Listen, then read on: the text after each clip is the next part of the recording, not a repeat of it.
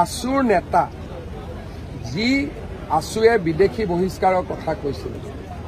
যি আছুৱে 855 জন শ্বহীদৰ কেঁচা তেজৰ বিনিময়ত ৰাজনীতি কৰে, সেই আছুৰ প্ৰাক্তন সাধাৰণ সম্পাদক যেতিয়া 855 জন শ্বহীদৰ হত্যাকাৰী ৰাহুল গান্ধীৰ ভৰিত পৰে, চেহেৰাটো আৰু ফটোখন দেখিবই ভাল নালাগে। আছুৰ নেতা যি আছুৱে বিদেশী বহিষ্কাৰৰ কথা কৈছিল, যি আছুৱে 855 জন শ্বহীদৰ কেঁচা তেজৰ বিনিময়ত ৰাজনীতি কৰে, সেই আছুৰ প্ৰাক্তন সাধাৰণ সম্পাদক